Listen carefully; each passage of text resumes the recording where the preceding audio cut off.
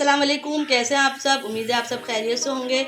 आज जो मैं आपसे रेसिपी शेयर करने जा रही हूँ वो है आलू के क्रिस्पी पकोड़े। रमज़ानों की स्पेशल रेसिपी है ये। अगर आप चाहें तो रमज़ानों में ट्राई करके देखिएगा इसको। अगर मेरी रेसिपी आपको पसंद आए तो लाइक करिएगा, शेयर करिएगा, नए तो सब्सक्राइब करिएगा, बेल आइकन के बटन को लाजमी प्रेस करिएगा, इससे मेरी हर आने वाली वीडियो आपको पहले मिल सकेगी। और मैंने इसके साथ ये ग्रीन चटनी भी बनाई है दही की, और ये भी ट्राई करके देखिएगा।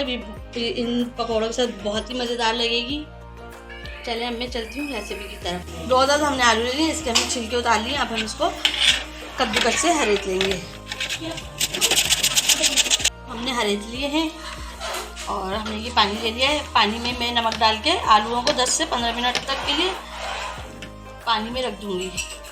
अब मैं इसमें नमक डाल दूँगी ताकि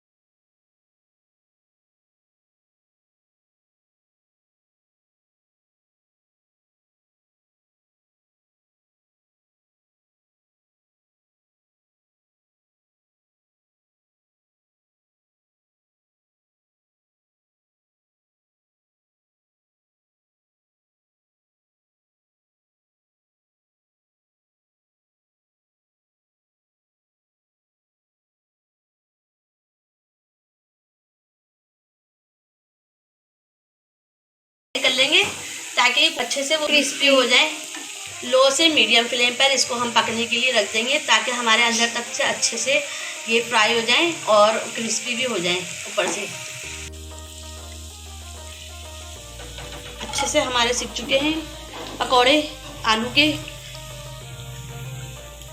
के पकोड़े अच्छे से हमारे सिक चुके हैं। अब हमने इनको निकाल लिए हैं। थोड़ा सा हमने हरा धनिया ले लिया है, 1 हरी मिर्च, 4 डबे लहसुन के और 1 टुकड़ा हमने अदरक का लिया है। ये भी इसमें डाल देंगे हम। नमक डाल देंगे सफ़ेद वाला, थोड़ा सा डाला है, और काला नमक डालेंगे। काले नमक से बहुत अच्छा टेस्ट हो जाता है इसका। इन पकौड़ों के साथ ये चटनी अच्छी लगती है। और हमने भुना हुआ कुटा हुआ ज़ीरा ले लिया है, ये भी हम इसमें डाल देंगे। आधा चमचा ज़ीरा था हमारा, और इसको हम मिक्सी में पीस लेंगे। आधी कटोरी मैंने दे ले लिया और इसको अच्छे से मैंने फेंट लिया। अब मैं इसको, मैंने चटनी बनाई है हरी, अब ये मैं इसमें मिक्स कर दूंगी। आलू के क्रिस्पी पकोड़े हमारे तैयार हैं। अगर आपको मेरी रेसिपी पसंद आती है तो लाइक करिएगा, शेयर करिएगा, नए हैं तो सब्सक्राइब करिएगा, बेल आइकन के बटन को लाजमी प्रेस कर देगा, इससे मेरी हर आने वाली वीडियो आपको पहले मिल सकेगी। और रमज़ानों में आप ज़रूर ट्राई करिएगा इसको। रमज़ानों की स्पेशल डिश है ये। मुझे कमेंट्स भी करके बताया करेंगे मैं आपको मेरी रेसिपी कैसी लगती है। अब मैं मिलती हूँ इंशाल्लाह ताला आपसे नई रेसिपी में। अपना बहुत ख्याल रखिएगा, मुझे दुआओं में भी याद रखिएगा। अल्लाह हाफिज़।